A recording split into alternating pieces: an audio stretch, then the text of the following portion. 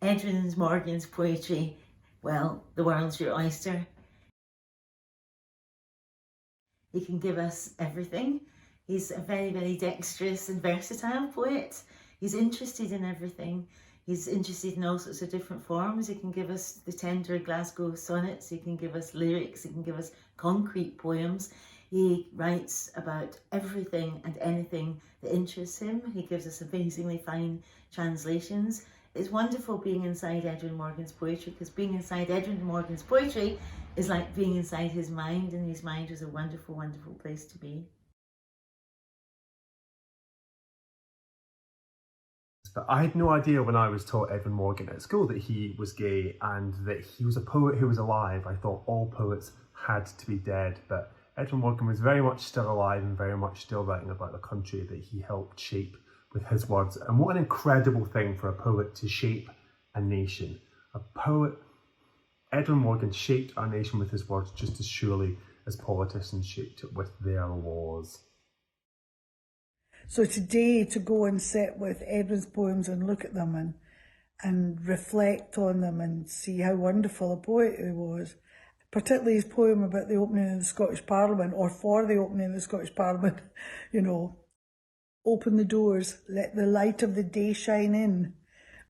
We need to do that, don't we? Come down the mile into the heart of the city, past the Kirk of St Giles and the closes and wines of the noted ghosts of history who drank their claret and fell down the steep tenement stairs into the arms of link boys, but who wrote and talked the starry enlightenment of their days. And before them, the old mackers who tickled a Scottish king's ear with melody and ribaldry and frank advice.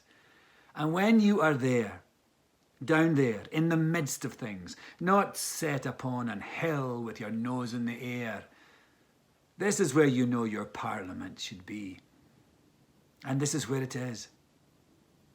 Just here. And the poem ends, so now begin, open the doors and begin. I want to think about those words and think about the moment that we're in. I don't know where we're going through this door. I don't think anybody knows where we're going. Those are the words of Morgan that I want to think of. So now begin, open the doors and begin. Edwin Morgan's poetry is ideal for these strange and very difficult times we find ourselves in when we're all having to live such isolated lives. His words inspire us as individuals, inspire us to live. This is a small extract from Eddi's brilliant translation of Cyrano de Bergerac. This is Ragueneau the baker describing Cyrano.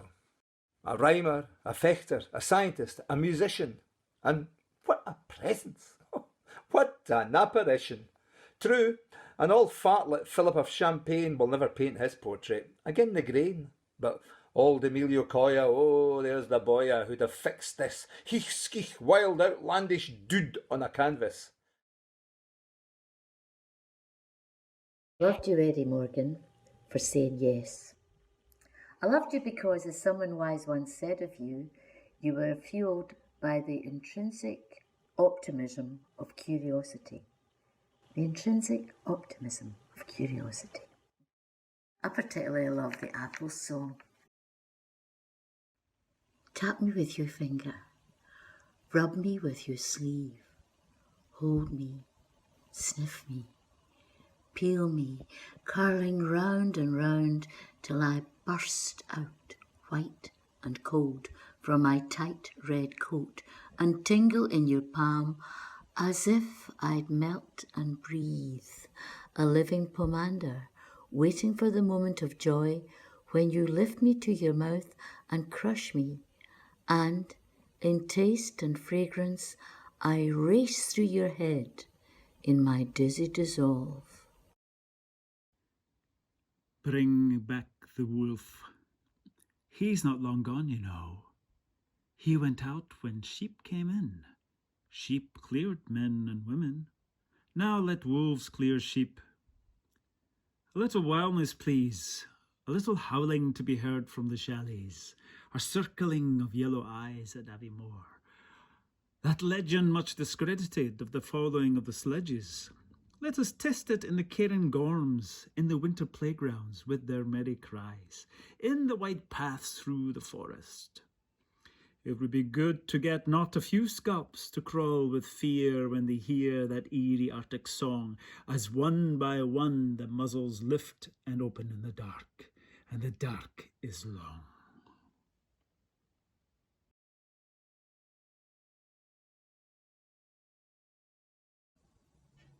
I never met Edwin Morgan except in poems, but what I enjoyed about the poems was the sense of fun, which could also slide into something quite serious without any difficulty. I'll read one called A Gull. A seagull stood on my window ledge today, said nothing, but had a good look inside. That was a cold inspection, I can tell you. North winds, icebergs, flash of salt crashed through the glass without a sound. He shifted from leg to leg, swiveled his head. There was not a fish in the house, only me. It is August still. The leaves hang fast and glisten. If there were no seasons, who would be singing? If there was no weather, who would be painting? If there was no earth turning, we darkly, partly think.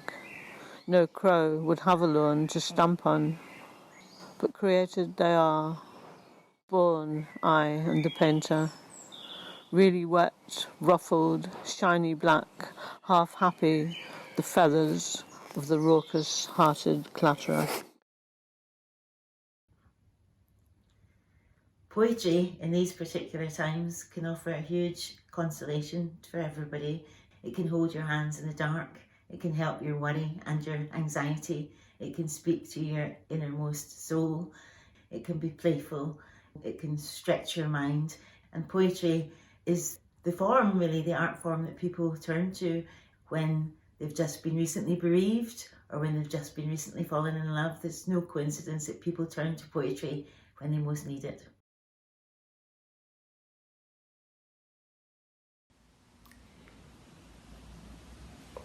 When you go, if you go, and I should want to die,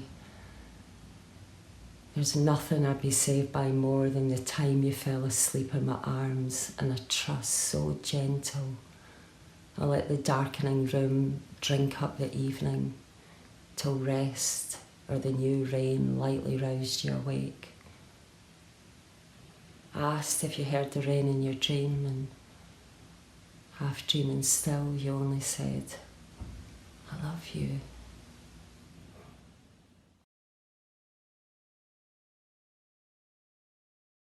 We cannot see it.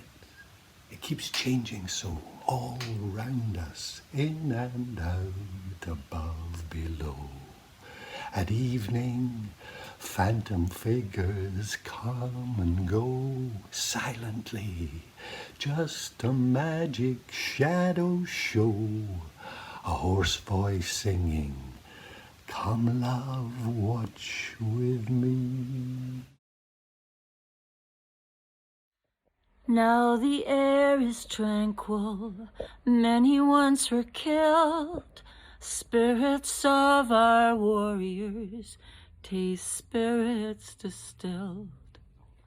Rain and grain and sunlight weave a modern spell. We'll raise a glass and savor flowers in the dell. Raise a glass to Edwin Morgan. A mean wind wanders through a back court trash. First line of Glasgow Sonnet 1. Edwin Morgan was and still is the voice of Glasgow.